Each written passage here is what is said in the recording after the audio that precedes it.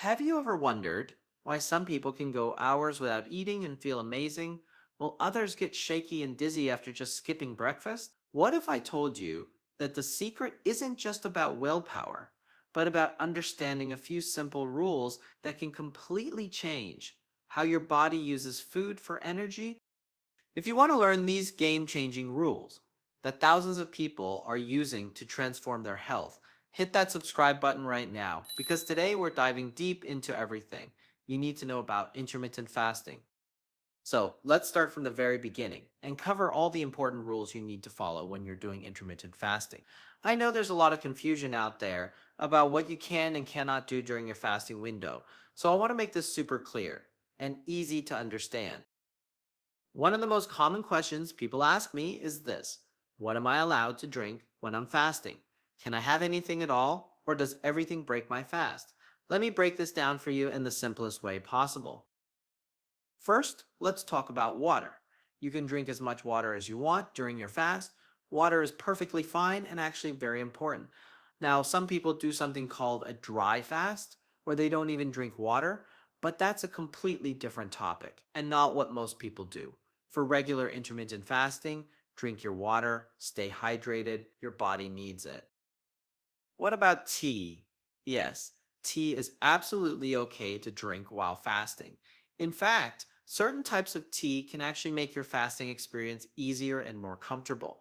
How does that work? Well, many teas contain natural herbs and compounds that help keep your blood sugar stable. When your blood sugar stays steady, you don't feel as hungry. These same herbs also support your liver, which is a really important organ when it comes to burning fat and creating energy during a fast. So if you enjoy tea, go ahead and have it. It might even help you fast longer without feeling miserable. Now let's talk about coffee. This is a big one because so many people love their morning coffee and they don't want to give it up. Good news, coffee is fine during your fast. However, I don't want you to overdo it. Too much caffeine can cause other problems like jitters, anxiety, or trouble sleeping. But having your regular cup of coffee or even 2 cups is not going to stop your fast. Why? Because coffee, just like tea and water, has basically 0 calories. It's really the calories that matter when we're talking about breaking a fast. As long as you're not adding sugar and milk and cream with lots of calories, your coffee won't kick you out of the fat burning state called ketosis. Moving on to another really important question: can I take vitamins and supplements while I'm fasting? My answer is yes, and I actually recommend it strongly. Let me tell you which ones are especially helpful. Electrolytes are super important.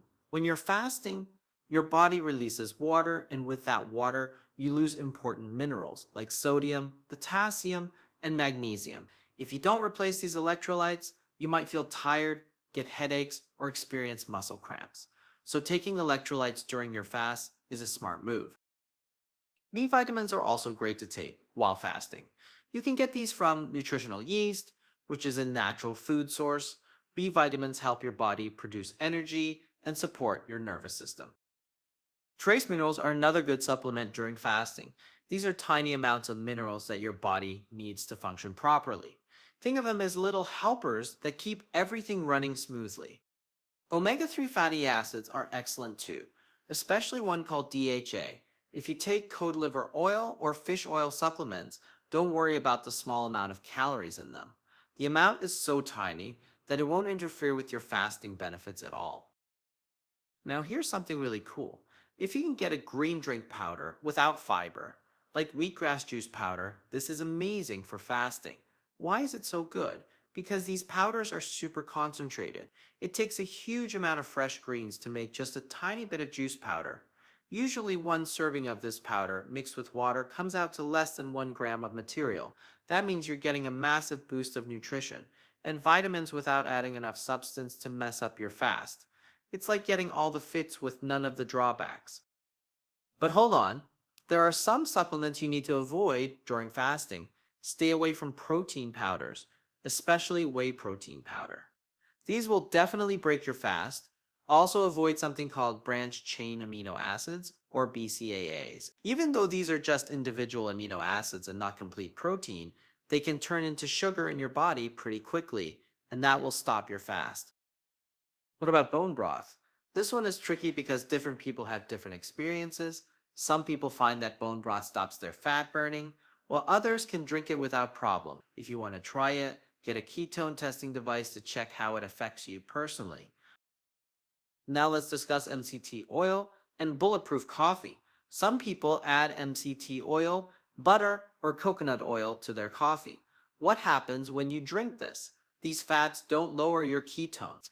In fact, your body turns these fats directly into ketones, keeping you in fat burning mode. However, here's the catch. When you consume these fats, your body burns that fat instead of your stored body fat. Is this bad? Not really, especially when starting out. These fats help you transition into ketosis easier and allow you to fast longer. For many people, adding MCT oil to coffee is a game changer because it helps them stick with fasting. The downside is if your weight loss stalls, it might be because you're burning the fat you're drinking instead of your body fat. But for beginners, I recommend trying MCT oil because it helps you fast longer and gives your brain direct ketones for better focus and energy. If you're enjoying this information and learning something new today, do me a quick favor. Hit that like button, share this video with someone who's interested in fasting or health, and make sure you're subscribed to this channel so you don't miss future videos where I break down health topics just like this. Alright, let's move to rule number 3, and this is a really important one. Don't eat unless you're actually hungry. Let me explain what I mean by this, because it's not as simple as it sounds. When you start your fast, let's say you're planning to go 18 hours without eating, and your main goal is weight loss. As you're going through your fasting window, you might reach hour 16 or 17 and realize something surprising. You have no appetite at all. You don't feel hungry. What should you do? My advice is to keep going a little longer. You don't need to push yourself to do an extremely long fast right away. But if you're on a roll and feeling good, take advantage of it. Here's why this matters. When you're not hungry during a fast, your body is already eating, but it's not eating food from your plate. It's eating your stored body fat. This is exactly what you want to happen. Your body is not starving. It has plenty of fuel available in the form of fat on your body. So you might as well ride this wave and extend your fast a bit longer. You'll see better and faster results. However, you need to be smart about this. There's a difference between feeling slightly hungry but energetic and feeling truly terrible. If you're weak, dizzy, shaky, or can't think clearly, you've gone too far. That's your body telling you it needs food. But if you're just experiencing some light hunger pangs, especially in the morning around 8 o'clock when your body naturally releases more cortisol and raises blood sugar slightly, you can usually push through that. Most people find that if they ignore that morning hunger, it goes away after an hour or so. Your body adjusts, and you feel fine again. The key is learning to tell the difference between real hunger that requires food and temporary hunger that will pass. If you're slightly hungry, but you have plenty of energy, your brain is working well, and you're not experiencing any negative symptoms, you're probably fine to continue fasting. Rule number 4 is about breaking your fast safely after longer fasts. If you're fasting for 48 hours or more, don't dive into a huge meal. Start with small amounts of food like a small egg, some lettuce, or a spoonful of peanut butter. Wait and see how you feel, then eat a little more. Gradually increase your food intake. Why does this matter? After a long fast, especially 72 hours or more, eating a massive meal immediately can make you feel bloated, nauseous, or uncomfortable. Your digestive system needs time to wake up. By refeeding slowly, you avoid these problems. Rule number 5 gives you a really useful way to measure your progress with fasting. Here's the indicator. How long can you go without feeling like you desperately need to eat? This tells you a lot about something called insulin resistance. If you can fast easily for long periods of time without feeling terrible, that means you have low insulin resistance. Your body has become very good at using fat for energy. This is a great sign. On the other hand, if you struggle to fast even for short periods, if you feel shaky and hungry and miserable after just a few hours without food, that means you still have significant insulin resistance.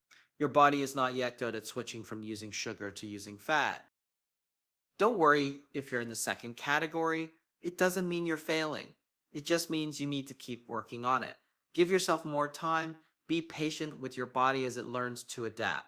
One helpful tip is to add more healthy fat to your meals when you do eat. Fat makes you feel more satisfied and full, which makes it easier to go longer between meals. There's another good way to check for insulin resistance. If you have a blood sugar testing device, check your blood sugar while you're fasting. Does it go up even though you're not eating? If yes, that's a sign of insulin resistance. Your body is actually making more sugar through a process called gluconeogenesis.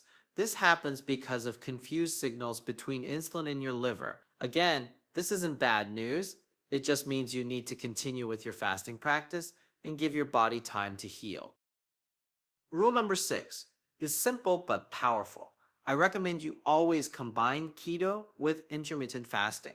Think about it logically. You're getting all these amazing benefits from fasting, so why wouldn't you also want to get the benefits from eating a keto diet? When you eat keto foods, which means low carb and higher fat, you keep your insulin levels low even during your eating window. This maximizes all the good things happening in your body. If you're fasting, but then eating a high carb diet during your eating window, you're raising your insulin and blood sugar every time you eat. This reduces and minimizes the effects of your fasting. You're basically taking one step forward and one step, but when you combine fasting with keto eating, you're taking steps forward all day long. Everything works together to keep you in fat burning mode and keep your insulin low, which is exactly what creates health improvements and weight loss. Rule number 7 is about doing periodic prolonged fasting. What does this mean? It means that occasionally, maybe once a week or once a month, you do a longer fast than usual. Instead of your normal 16 or 18 hours, you might fast for 24, 48, or even 72 hours. Why would you want to do this? Because longer fasts give you extra benefits that shorter fasts don't provide as powerfully. Let me explain the difference. With regular intermittent fasting of around 16 to 18 hours, most people get three main benefits. First, they lose weight, which is great. Second, they experience cognitive improvement. Their memory gets sharper, they can focus better, and their concentration improves. Third, they notice mood benefits. People who felt anxious or depressed often feel better emotionally.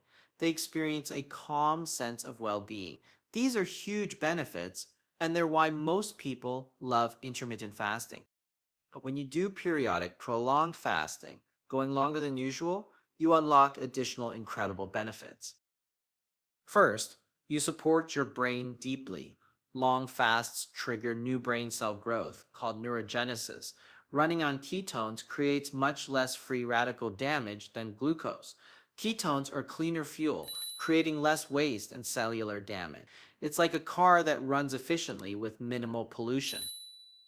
Second, prolonged fasting strengthens your immune system. You fight infections better, your cells resist toxins more effectively, and you decrease cancer risk. Your immune system gets better at finding and destroying cancer cells. That's powerful. Third, you get anti-aging benefits through autophagy. Your body recycles old, damaged tissue and proteins. It's like deep cleaning your cells.